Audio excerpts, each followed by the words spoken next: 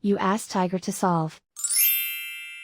This deals with linear equations with one unknown. The final result is x equals 8. Let's solve it step by step. Simplify the expression.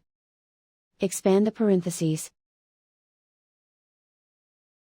Simplify the arithmetic.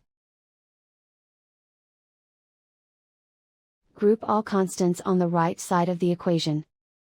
Add 10 to both sides. Simplify the arithmetic.